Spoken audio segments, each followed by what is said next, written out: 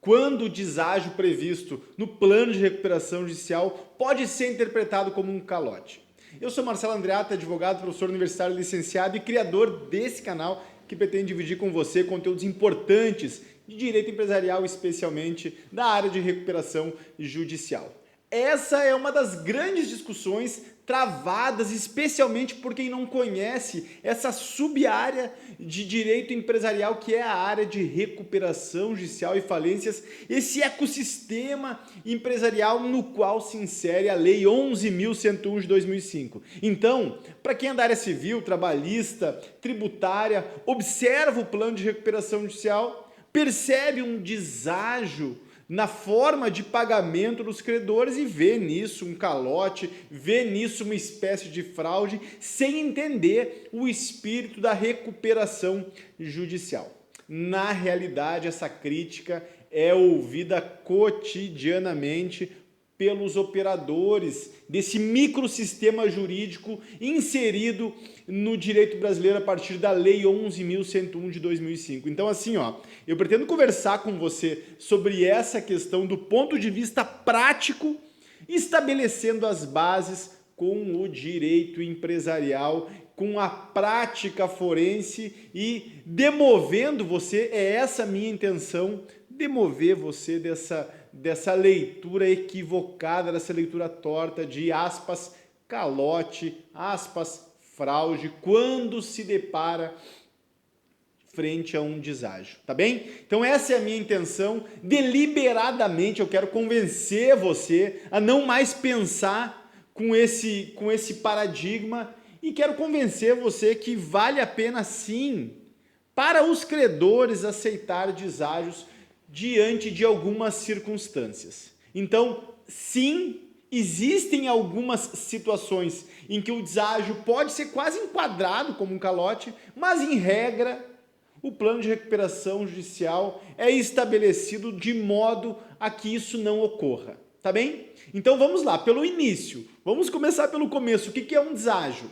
Você é iniciado na área de insolvências, né, na área de soerguimento empresarial, quer entender o que é deságio? Marcelo, me explica o que significa o deságio. Bom, deságio é quando a empresa recuperanda apresenta no plano de recuperação judicial algum desconto para o pagamento desses créditos. Então imagine o seguinte, a empresa X ingressou em recuperação judicial com um passivo X, imaginem devendo 100 mil, não existe recuperação judicial com esse valor, então vamos melhorar com um passivo de 5 milhões a ser adimplido e, de acordo com a sua situação econômico-financeira, ela entende que ela precisa de determinada carência e pretende pagar esses créditos, vê bem, presta atenção aqui em mim, pretende pagar esses créditos de 5 milhões em 6 anos com 30%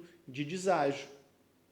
Isso significa o seguinte, que ao invés de pagar 5 milhões previstos como créditos reconhecidos pela empresa, ela afirma que ela consegue, que ela se dispõe a pagar 3 milhões e meio, porque 70% de 5 milhões é 3 milhões e meio, em 60 meses.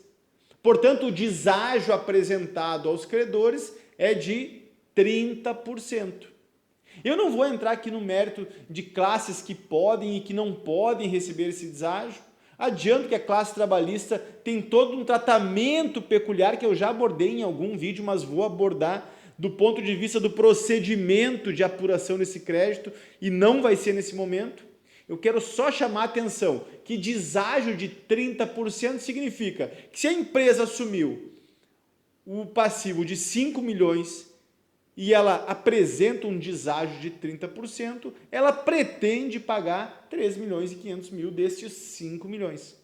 Esse é o chamado deságio direto, que que é previsto em inúmeros planos de recuperação judicial, faz parte da prática de processos de recuperação judicial inserir esse tipo de deságio, esse tipo de desconto. Há formas mais ou menos claras de se perceber esse deságio. A forma mais clara é objetivamente incluir na cláusula de pagamento um deságio de 30%. A cláusula mais sofisticada é incluir uma cláusula que, em sendo adimplido em dia, se tem o desconto de 30%, 40%, 50%. O que importa aqui do ponto de vista prático e sendo bem claro é que deságio diz respeito a um desconto do crédito que pretende ser adimplido. Perfeito? Esse é o deságio direto, é o deságio mais claro, mais evidente que você consegue verificar em qualquer plano de recuperação judicial. A grande maioria dos planos de recuperação judicial, na realidade, apresentam um deságio, especialmente nas classes 3 e 4. E muitas vezes também na classe 2, créditos com garantia real. Não vamos discutir a distinção de classes agora, mas apenas eu quero sublinhar que essa é uma realidade gritante em todos os planos de recuperação judicial. Mas tem também o deságio indireto, e esse é menos mencionado. Esse, as pessoas que não atuam diretamente na área, que não têm uma expertise com PRJs e com recuperações judiciais, com assembleias de credores, por vezes passa despercebido. O deságio indireto diz respeito à atualização do crédito inserido na recuperação judicial. Então, digamos o seguinte, para exemplificar e ficar muito tranquilo. Imaginem que o banco Y tem 500 mil inscritos nos créditos quirografários de determinada recuperação judicial. Então, a recuperação judicial em andamento reconheceu o crédito de 500 mil do Banco X e o Banco X vai ver satisfeitos esses 500 mil de acordo com o plano de recuperação judicial. O deságio direto seria 30% de deságio no crédito quirografado. Então, de 500 mil, o Banco X teria que receber 350 mil. Perfeito? Esse é o deságio direto, o deságio claro. O deságio indireto é a forma de atualização desses 500 mil. Imaginem que no contrato originário da empresa recuperanda com o Banco X, esse crédito fosse atualizado com um índice de 1,3% mais taxa Selic. Índices interessantes, aliás. Mas vamos deixar um pouquinho pior. Então, imaginem que o Banco X tivesse esse crédito de 500 mil atualizado com 2,5% mais Selic. 2,5% mês. O deságio indireto consiste em atualizar esse valor com índices distintos e inferiores, obviamente, aos índices contratuais do contrato originário. Então, imaginem que esse crédito seria atualizado a partir da aprovação do PRJ pela TR. Então, esse é o deságio indireto.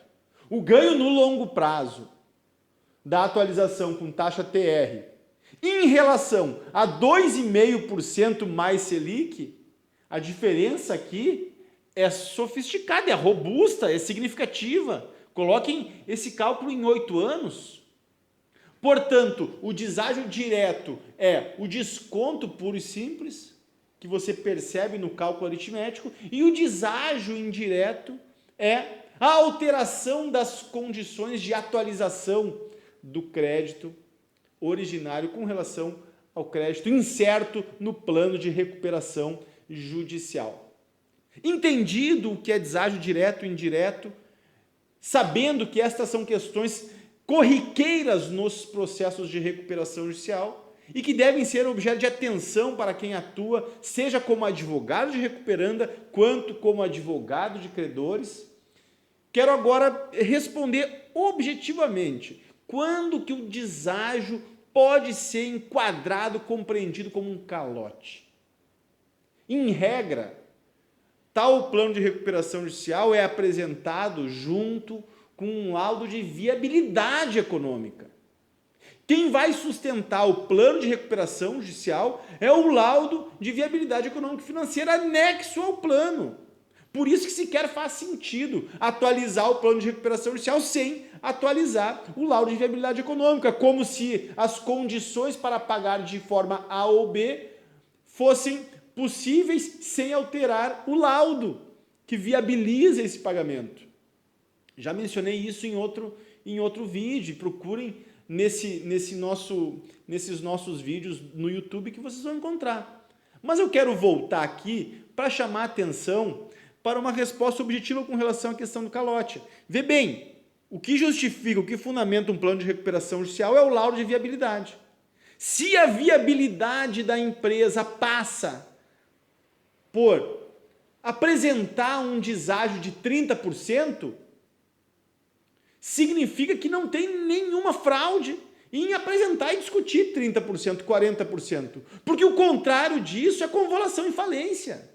O contrário disso significa a falência da recuperanda. E mesmo sob o ponto de vista dos interesses dos credores, vê bem, preste atenção que isso é essencial.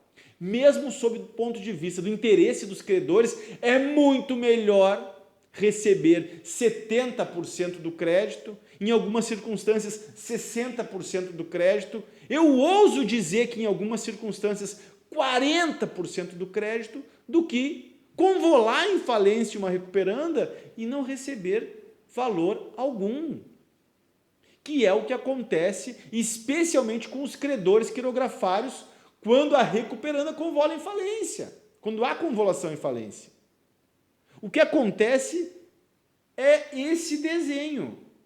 Falência decretada pelo juízo, credores trabalhistas terão privilégios, credores extraconcursais, leia-se o fisco, leia-se credores que possuem alienação fiduciária e credores com garantia real recebem pelo menos parcialmente dos seus créditos. Credores quirografários, regra geral, não veem o valor do dinheiro, não veem o valor dos seus créditos quando estamos diante de processos de falência. Então, antes de recusar pura e simplesmente o deságio das classes 3 e 4 especialmente, mas a classe 3 centralmente, que envolve os maiores valores, regra geral, em uma recuperação judicial, vale a pena analisar se a recusa do plano de recuperação judicial vai colocar o credor em uma situação melhor em eventual falência.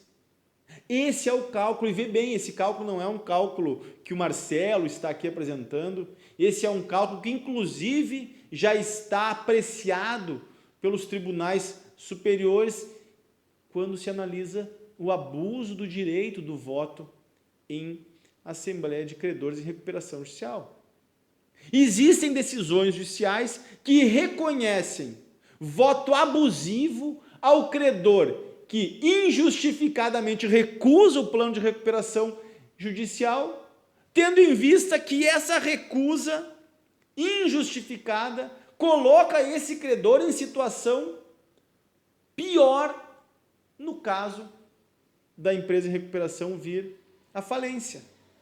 Então, estou aqui caracterizando em linhas gerais o que significa o abuso do direito de voto em Assembleia de Credores, até um tema interessante de a gente abordar, vou abordar em breve. O que importa aqui é que já existem decisões judiciais analisando a situação em que o credor, titular de crédito quirografário, por exemplo, vota contrário ao plano de recuperação judicial, mesmo sabendo que, em eventual falência, ele estaria numa situação muito pior do que a prevista no plano de recuperação judicial. Portanto, não existe um percentual específico para se definir. Com este deságio de 40%, estamos falando em calote. Com esse deságio de 60%, estamos falando em fraude. Não existe. Eu posso estar falando de um deságio de 60% e não significar nenhum tipo de má-fé, nenhum tipo de má vontade por parte da recuperanda. E posso estar falando de um deságio de 35% e estar falando, sim, de má-fé, de eventual fraude.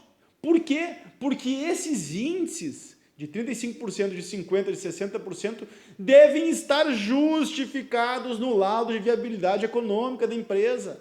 Ou seja, a empresa está dizendo, eu vou produzir X, Y e Z de recurso financeiro para adimplir os meus compromissos.